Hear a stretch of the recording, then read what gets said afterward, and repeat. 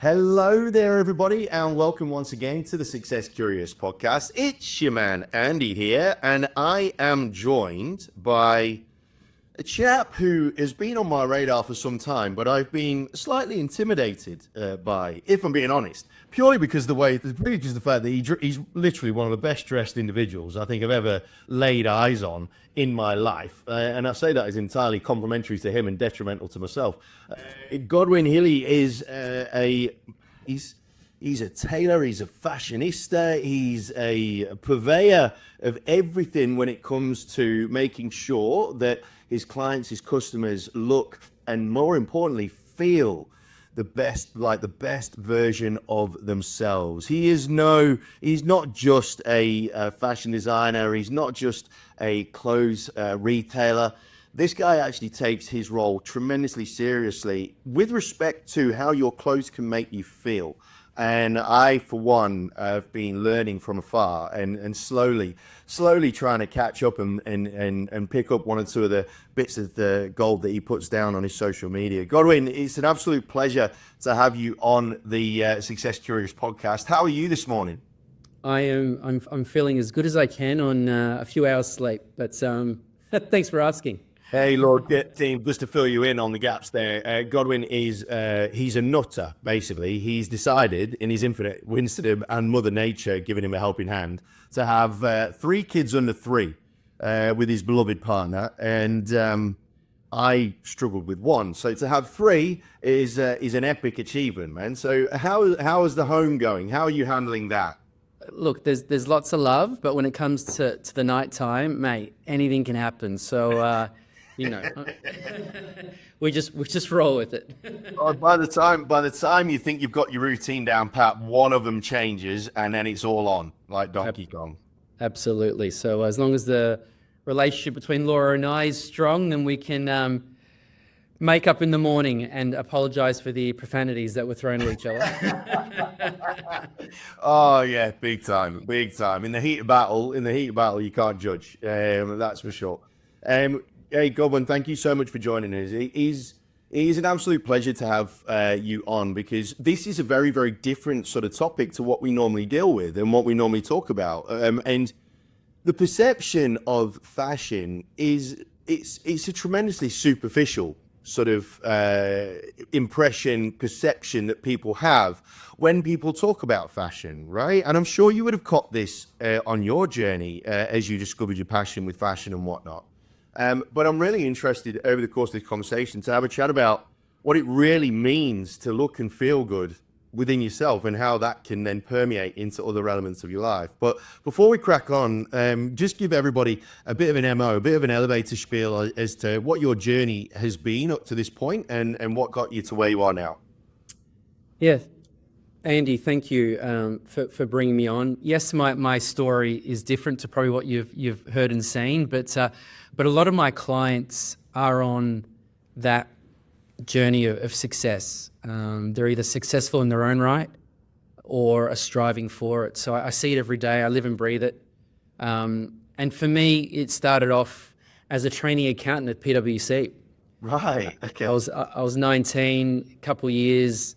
Finding my way, studying accounting, met the son of a tailor who was a colleague of mine, and a hobby turned into a career. Wow. The son took over the father's manufacturing facility here in Melbourne, and they saw something in me. They saw a natural instinct to lead a retail brand, and it was me they chose to be part of that journey with them. So. Wow. Fast forward 18 years later, and a lot has happened. So you currently have your own store, right? Yeah, I've got a gorgeous atelier sort of showroom space on Flinders Lane here in Melbourne. Amazing. And it's the epicenter of everything for me. And unlike the days gone by where I had up to 6 stores operating at once, this is an incredible destination for my clients to truly delve into what it means to look amazing and feel amazing, whatever your career path is. There's a couple of things to unwrap just in that little bit there. You mentioned the words that you're using even. just exude a degree of passion as to who you are and what you're about, and talking about a space like that, because we could dig into the retail side of things with this conversation quite easily. I've very much been of the belief that retail in a traditional sense cannot exist anymore unless it becomes an experience, right? I used to be in the hospitality game myself, and it's one thing to serve a drink, but it's another thing to provide an experience in which that drink is contained, right? And that's how I used to rock and roll back in London. And you're seeing all these retail stores going up and coming down and opening up and then having their closing down sale about 6 months later and whatnot, right? Because they're on their arse. And we need to provide our humans with a much greater reason to come to your store other than buying your stuff. Because otherwise you'd have just done online, right? Well, I mean, in my case, I'm a made-to-measure specialist. So you need to see me, in most cases, in person to have that initial fitting. Yeah. I provide a unique experience where you walk into my space and I've designed entire collections in front of you that are current in season. I've handpicked the fabrics, designed the pieces, and really all you're doing is choosing what you feel will work for you, apart from us guiding you. Yeah. And that fitting process that we'll have together is what will then formulate the pattern we use to create the garments that you see in front of you. So it's an incredibly personal, it's a wonderful experience, I feel. That's very good. That's so good, man. I love that. And that personalization, that deep, because your clothes are a tremendously personal thing, right? There's such a personal decision that one makes. So to be involved in that, and we can be flippant about your clothes, and I have been until relatively recently, been very, very flippant about my gear. But it is such an important decision, and I'll dig into that shortly. But before my editor kills me for getting too far into it without asking the standard question we ask all of our guests, because I cop it when he has to go fishing for it, right?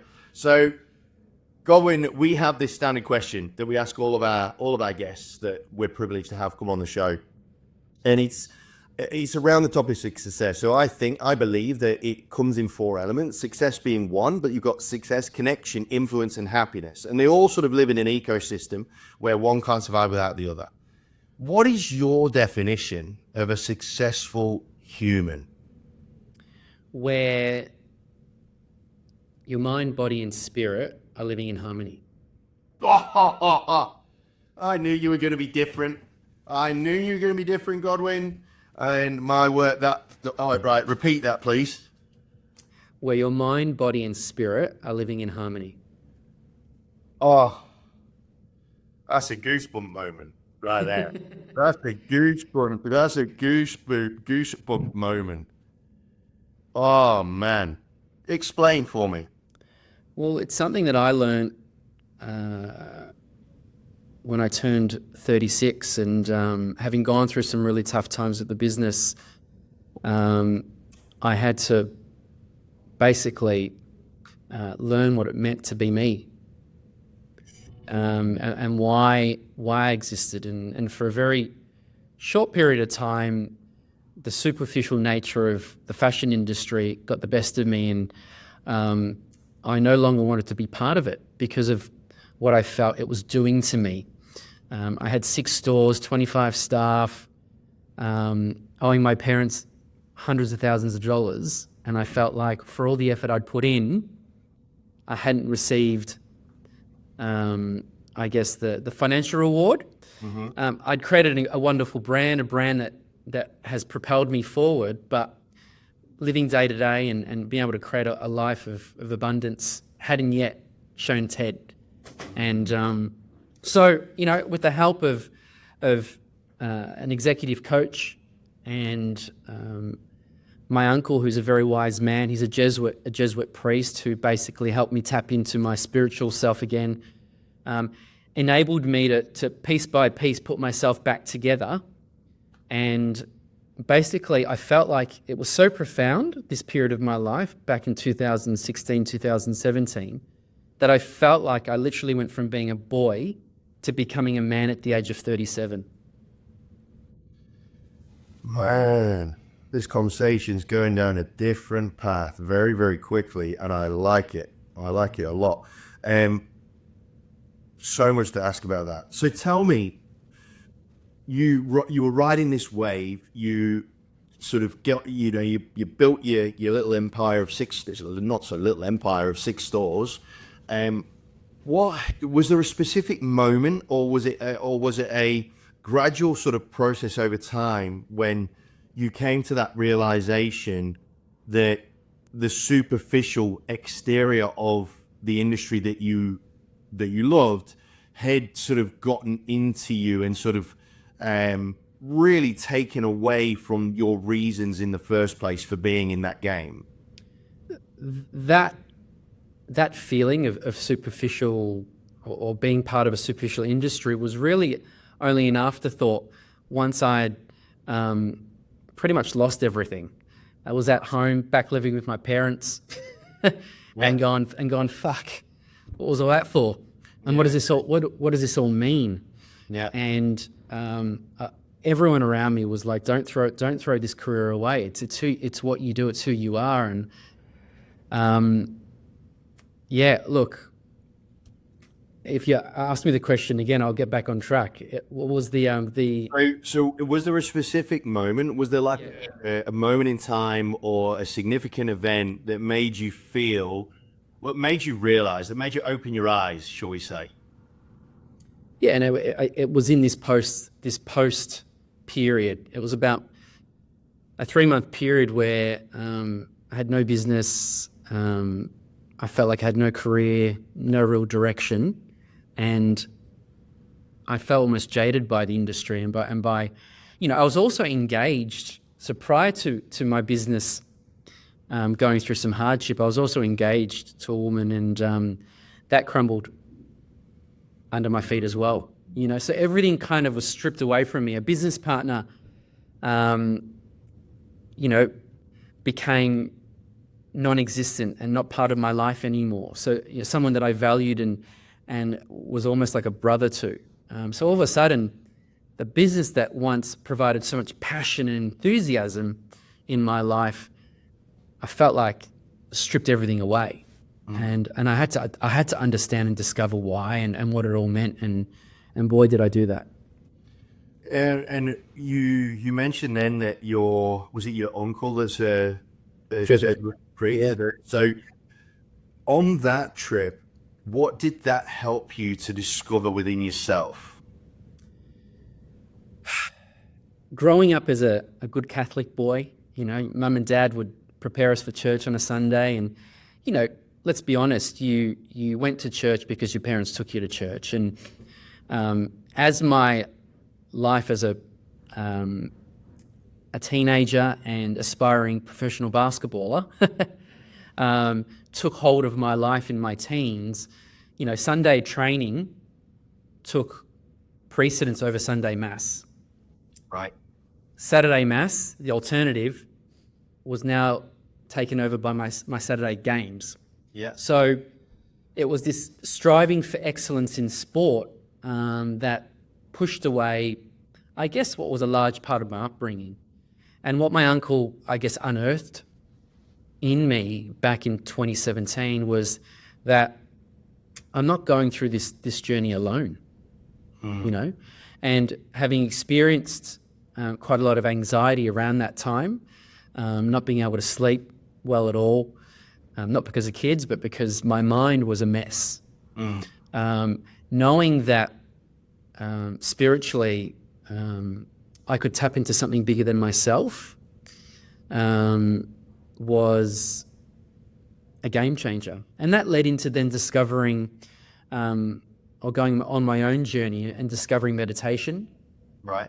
And really learning how to juggle both, the Jesus, God kind of story over here that as an adult we question, and then aligning that with the techniques and the source of meditation and what that was able to transform within me to enable me to become a better human.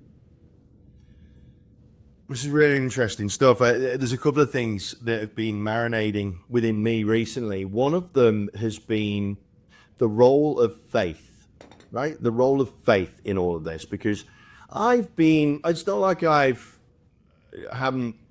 not like I didn't believe that there was a higher being, right?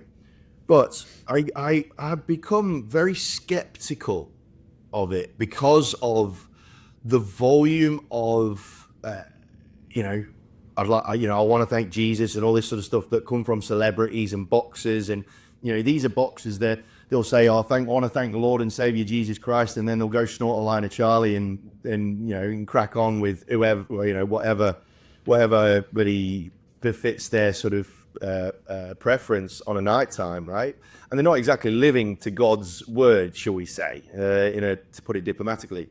And I'd becoming a little bit jaded just with respect to how many people are just using that to make them feel better about the fact that they're arseholes, basically. And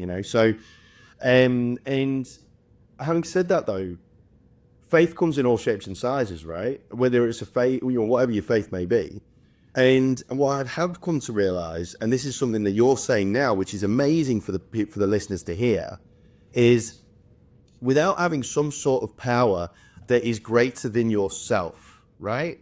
Then you can become so self-involved and your world gets smaller if you don't have that understanding that there's always a greater thing than you, right? And in meditation, and this was one of the conflicts I was having during the early days of my learnings. Meditation, they talk about, the universe.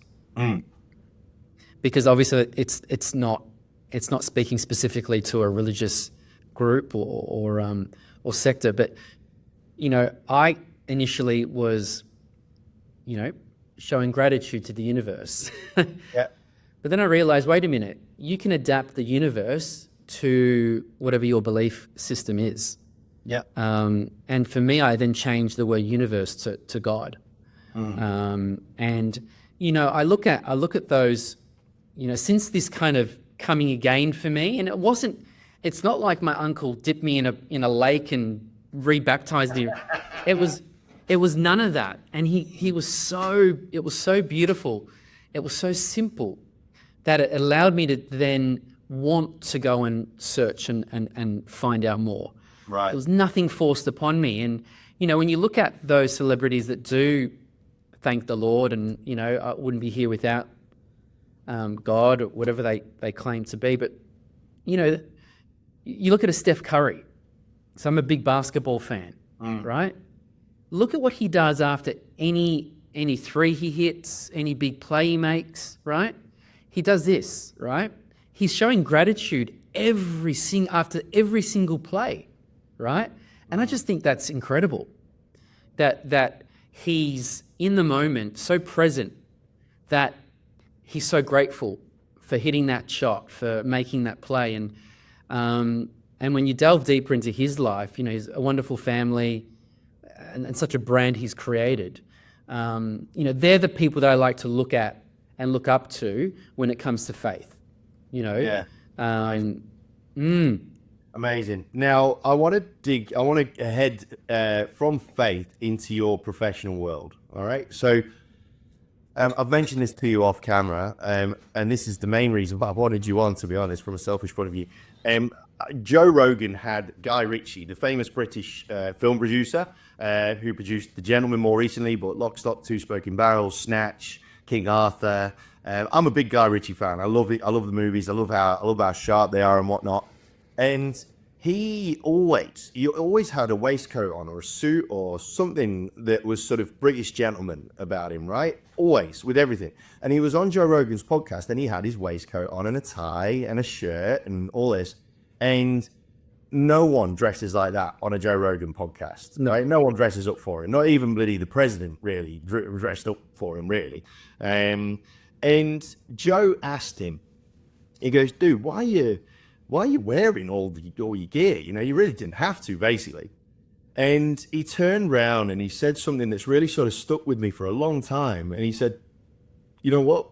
I know that when I put my stuff on, when I put my waistcoat on, when I put my suit on, when I put my tie on, this is my armor. this is my armor. This makes me feel unbeatable.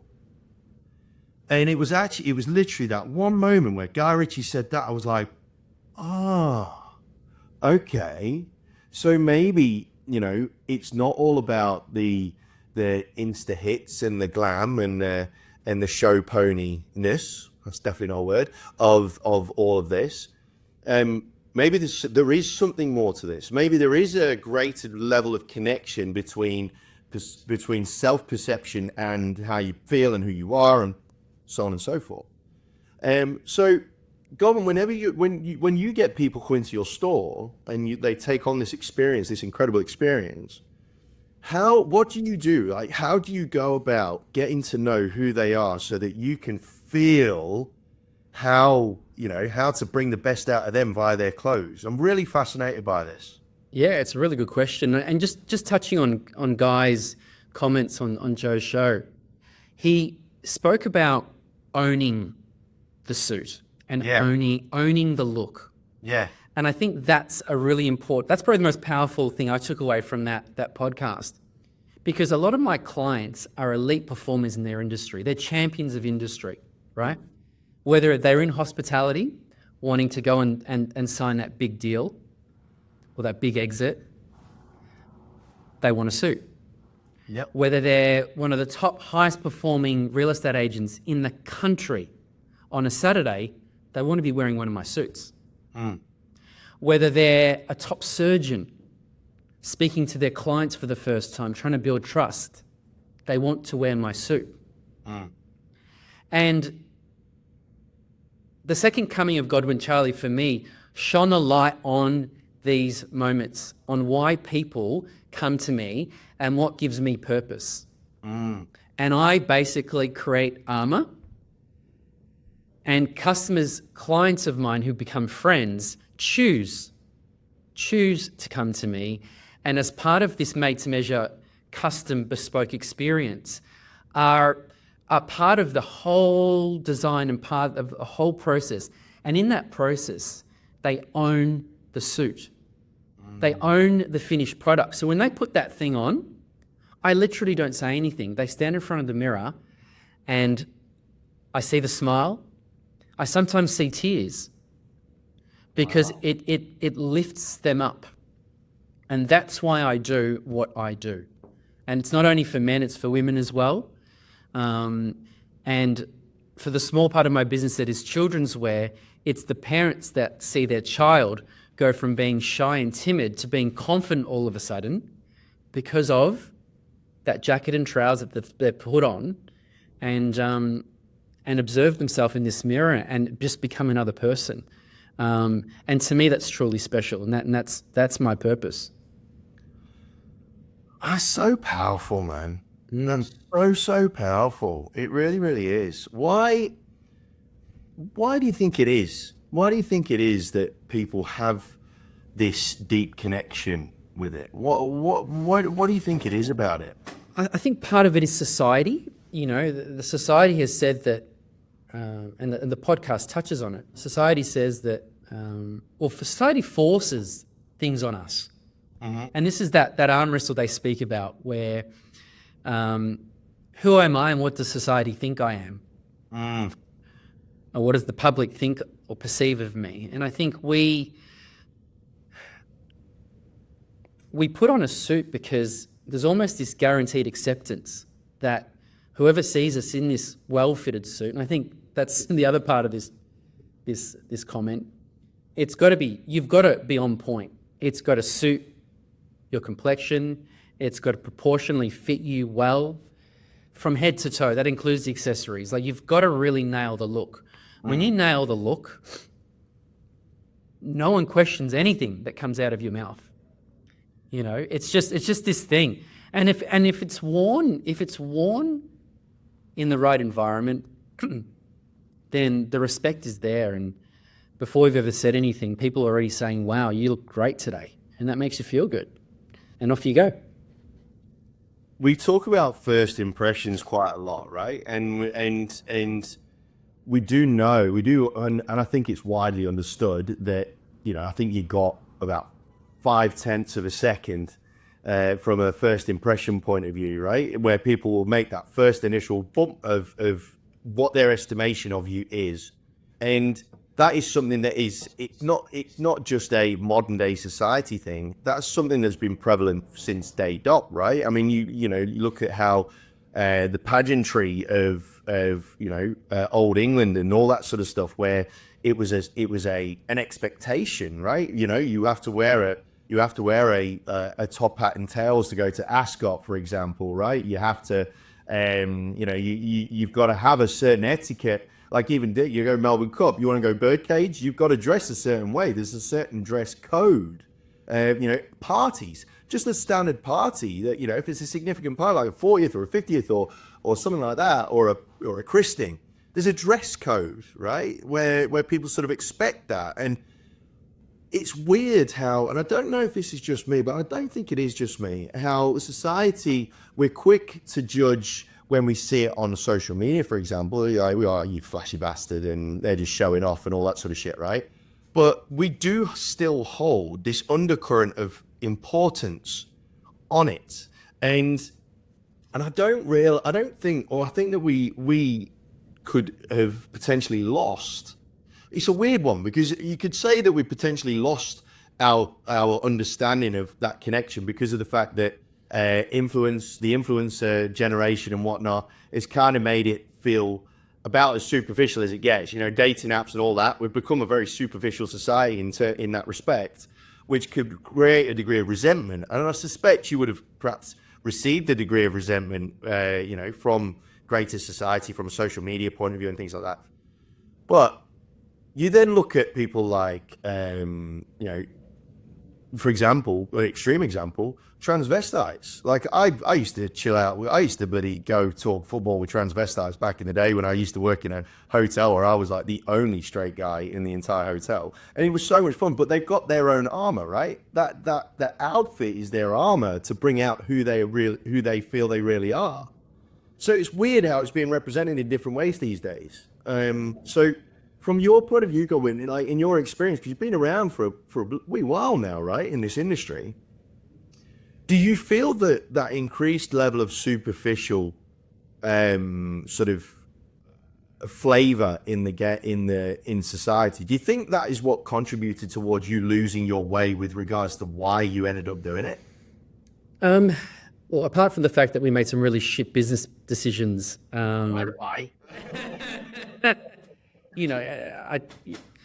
Like I said, it was in hindsight that I had these views, but I think what was grinding at me for probably a good 2 years when I look back, because the nervous breakdown, the depletion of my soul and my being at the end of 2016 didn't something that happened overnight. It was grinding. Yeah, for sure. It was grinding for over a year, maybe longer. I don't know.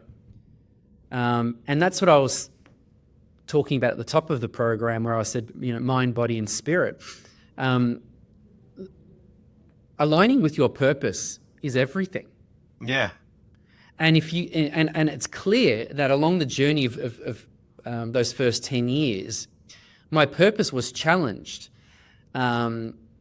almost subconsciously, by those around me, probably wanting something different to what I had set out to achieve in the first place. And because they were older, I felt wiser, more experienced. I went down this path with them.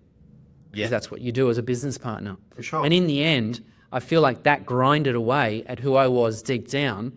And in the end, along with making shit business decisions, it all came sort of, I think tumbling down is a dramatic term, but that part of my journey had to come to an end. Yeah. Look, there is a part of what we do, a large part that is superficial, but I've come to terms with what I do isn't superficial. It's transformative.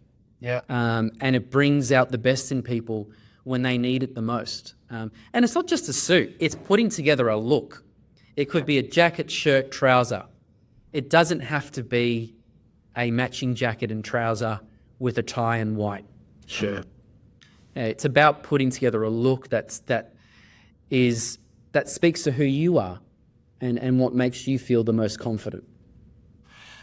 On that, I'm going to talk about something else in a second, but just on that, how do you tackle something like a situation whereby someone will come in and say, right, this is what I want this, I want this, I want this.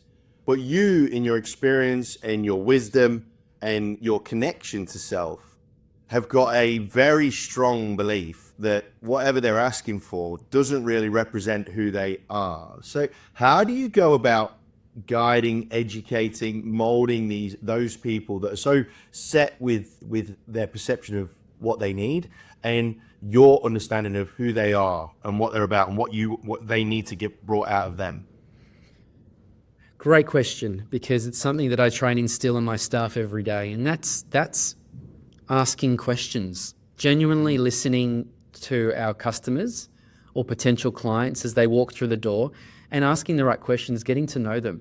And they may involve, if I know that the person who has made the booking or a stylist is bringing someone in who is a significant person in society, I will do research. I will ensure that I'm more prepared than they are when we meet around what they need. And then it's about being open to what they're saying and what will be fit for purpose.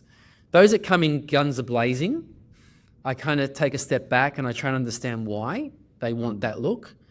And sometimes it's in line with who they are in their personal brand journey. It's how they want to, I guess, emit to society. But a lot of the time they succumb gently to my direction once I can articulate what I feel will be the best direction for them. And that's just me speaking from a couple decades of experience, dressing thousands of people and understanding what works. Yeah. Do you find that when you're going along this trip that, I mean, it'd be easy to offend people. It would be very, very easy to offend people, I'm sure. But you mentioned earlier that sometimes you get one or two people that shed a tear. You get a few people that get a bit emotional and whatnot.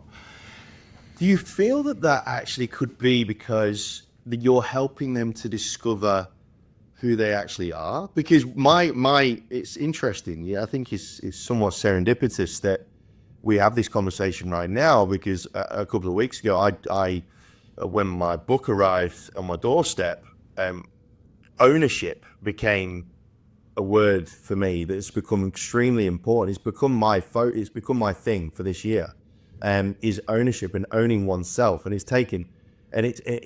I'm 41 laps around the sun, and I'm just really starting to own who I am.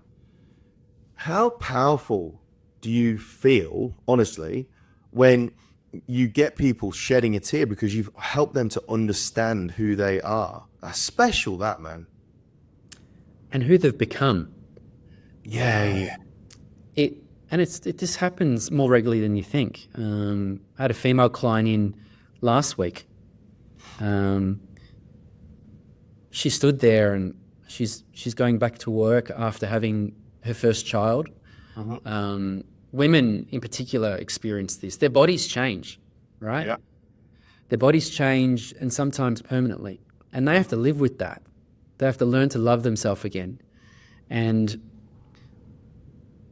when they can stand in a mirror, and I'm getting tearing up about it, of just feeling the emotion now, when they can stand in front of a mirror and be happy with what they're looking at, like just be happy and accepting of who they're looking at, I think that is everything, and that can be just by the style of the trouser they've put on, the way the jacket's fitting, the way I've been able to put a look together that, I guess, I wouldn't say hide, but it doesn't bring to the attention in their eyes of an area of their body that they're no longer, in some cases, ashamed of. And if I can make them feel beautiful again for their partner, for the way they present to the world, then yeah, it's pretty powerful, man. Pretty powerful. Oh man, team, I don't know if you are feeling the emotion that's coming through in this conversation. But, you know, if you're watching the video, you can see Godwin sort of wiping away a little bit of dust out of his eye. And you can, see, this is a trick that I've been missing with regards to clothes and fashion and what have you. And I suspect if you're a guy that's listening to this, you know, because I think you're right, there is a greater connection for a lot of women when it comes to clothes as opposed to men. But it's probably a greater indictment on men that we don't realize that ownership of oneself, when it comes to every bit of ourselves and every bit of our decisions around ourselves, we don't realize and give enough credence to how important that is in our lives, right? And it's not just for ourselves; it's for everyone around us. It's you know, if anybody that's listening to this is feeling misunderstood, then chances are it's because you've not quite understood who you are, and what you are putting out there is not quite matching who you are. Man, this is a bloody epic conversation, this is mint. This is unbelievable. You got me thinking about a lot of stuff. I'm literally looking down at my gear now. I'm going, oh, shit. It's weird, man. You're tremendous, right? So when you first set off on this journey, right, years ago, did you ever really feel that this was going to be your defining purpose? No, it all became, like, growing up, an incredibly fussy dresser. I had the privilege of having a mother who was a dressmaker. Right. So we didn't come from a lot, but we felt like we had a lot because mum would make us everything.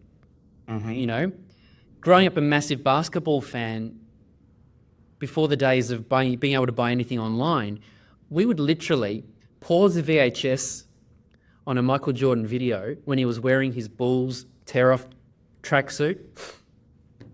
Incredibly difficult to get your hands on back in the 90s. Yeah. Unless you lived in the US or you played for the Bulls. Mm-hmm. My mum would literally have it paused on the screen and go off and create this garment for me. Like, this was just one of many things. And these would be almost replicas, you know, to the point that I would wear this gear out. And on one occasion was almost jumped for my clothing. Wow. So for me, it was always about things fitting me well, and that was instinctive. It wasn't something that was forced on me. So as I grew up through my teens, it wasn't normal for, in my case, a straight guy to care so much.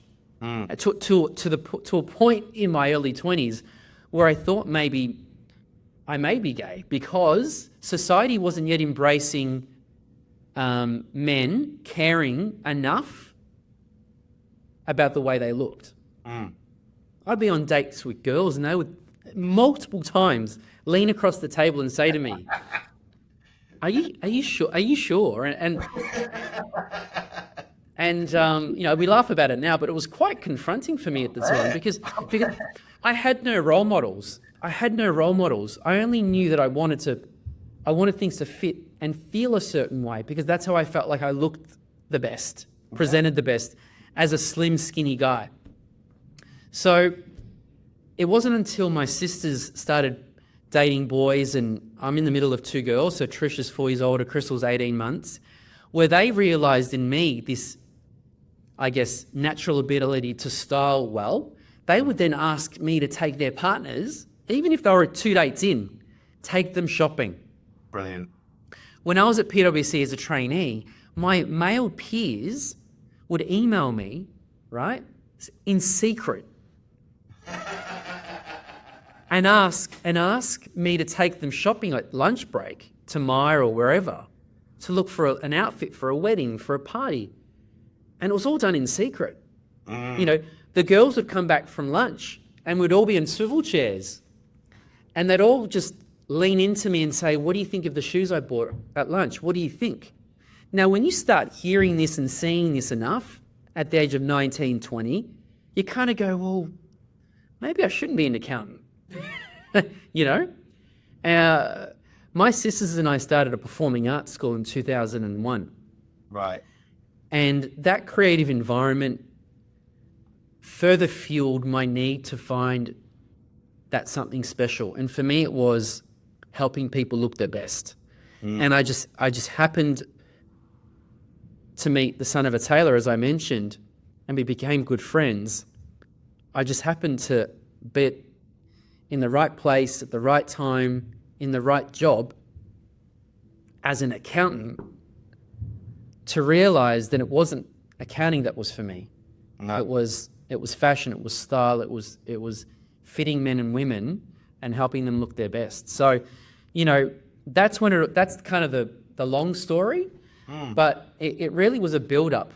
It was a build-up of listening to myself and having an awareness about myself that I guess I needed further enforcement or reinforcement from those closest around me to say, hey, we think this is what you should be doing. And then reflecting on that. So good. Do you think, right, that a good part of your love and your emotional connection to attire, clothing, and how it makes people feel, do you think that a lot of that could be attributed towards the fact that your mum making you that Bulls outfit, right? The Bulls tracksuit and whatnot.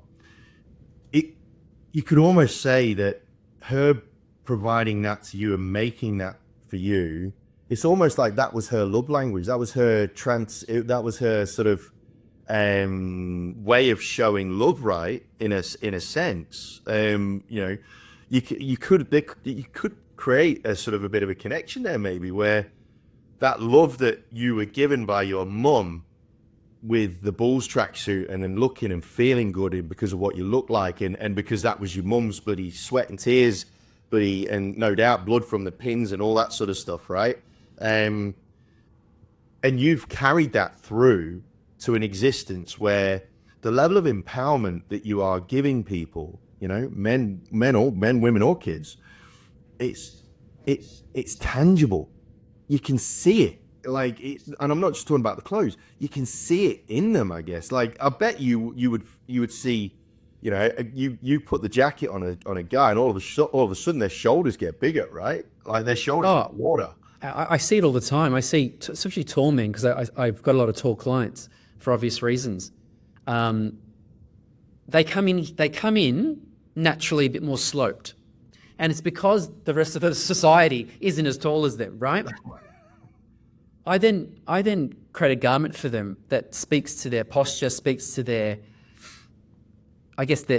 key attributes, which when held with confidence is probably the most powerful being you'll ever come across. I just find taller men have such a presence, and when they can dress well, good luck trying to beat them in any sort of social environment. But they do. They grow. Even shorter guys become 2-3 inches taller. Yeah. They look taller, and that might just be by making sure they have the right hem length and making sure that the trouser sits at the right waistline for them.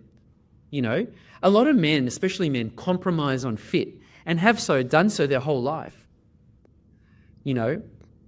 And it's not until they step into my environment and I educate them on what and how things should look on them that they kind of have an aha moment and go, oh, I get it now. That's why I was doing that. So absolutely, I can, that should be on my business card. I can make you taller. And FYI, please don't look at my Instagram right now, because I'm copping a lot of heat from... And to be fair, it's justified. For a reel, I've put a very short reel of me knocking down a property under the hammer on the weekend, not realizing how much my trouser legs had hitched up on my legs, because I was wearing fairly sort of slim legs, fairly slim trousers, and my legs have grown a little bit. Right, I've been training, my legs have grown. I didn't realize how much they'd hitched up. And the jokes have come out in the comments of invite your trousers down to your shoes and have a party. So you probably be shitting kittens if you saw that clip, because it's not great. I looked at it like, oh shit, yeah, you got a point there. I forgive you. And that's the problem when but you're right though, because I'm a relatively tall guy, and 6'2", 6'3", and I don't, and that's one of the things that sort of made me go, you know what, screw it, like over my time, because not a lot of stuff fits perfectly, so you kind of get used to it, right? You just kind of go, oh well. You think that's the norm. You accept that that's just the way it's going to be, and it's not. Man, 100%. He's and it's come to say hello to you. Godwin, I don't want to keep you for too much longer. I know how busy you are, business, kids, all the rest of it.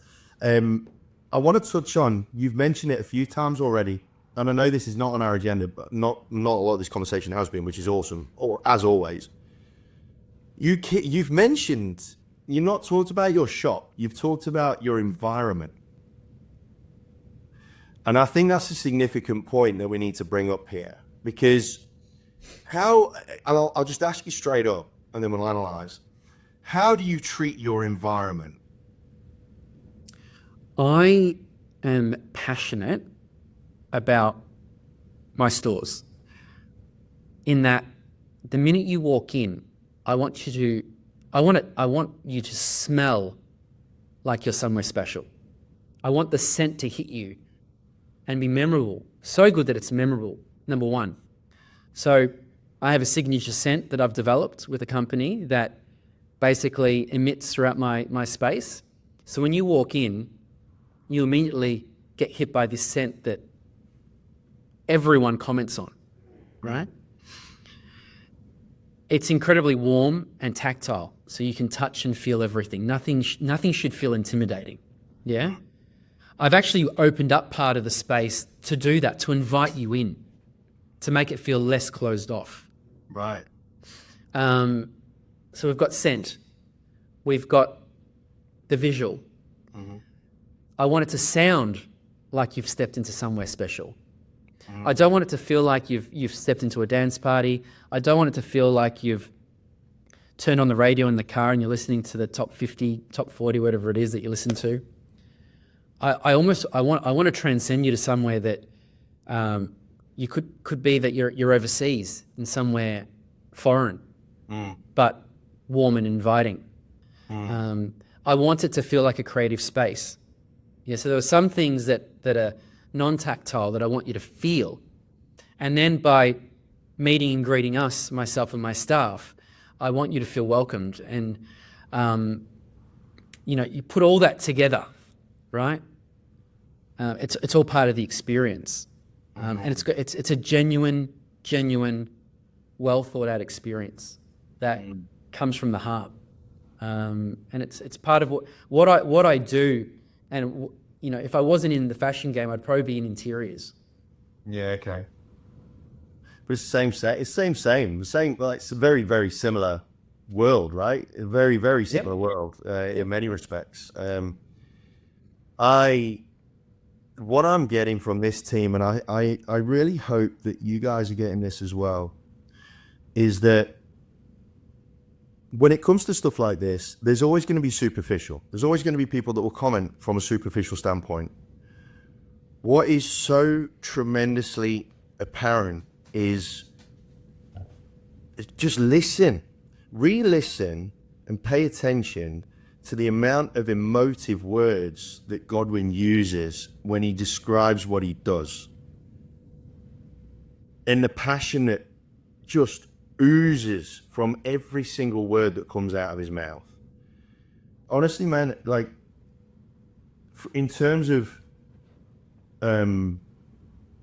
your articulation and your broadcasting of who you are and what you do, I don't know if there's been anyone as powerful as you. In fact, there's probably been, off the top of my head, you're up there with Javino McLean, who literally had me in tears, and for the ownership of who he is so pure.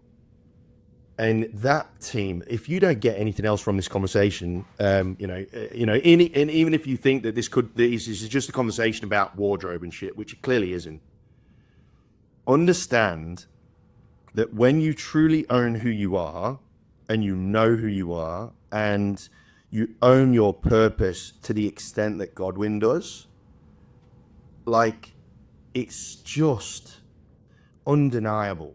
Man, I'm honestly a little bit moved by this conversation, and I mean that in all sincerity. You are a guy who clearly understands his reason for existence, and how that contributes towards the world. One thing, and I'll sort of bring the show to a head by talking about this. In the book, I talk about Aristotle's chat around the master good, right? And basically, he says that people don't learn how to paint in order to keep the paintings. They don't learn how to play the guitar so they can play. So it's who they become in the process, right? It's the artistry that is the master good. It's not the finished product that's the master good. It's the artistry that is the master good and what that represents, right? And you, my man, are an absolute embodiment of the master good at play, which is I know this can sound so cliche. It's so fucking inspirational. It's not even funny. Man, I can't thank you enough. Now, before I let you go, though, we do have a final question we ask all our guests, because by the end of each conversation, you lot just look like these incredible human beings, right? Which is just so inspirational. Money can't buy these conversations. I'm so lucky. But we all need a degree of vulnerability, and I'm sure you will have your own vulnerabilities. So, as you head forward with in your pursuit of whatever the next version of success is for you, what do you think is the one thing, or what do you feel is the one thing that's missing from your game right now that you know you need to work on as you head towards the next identity for yourself?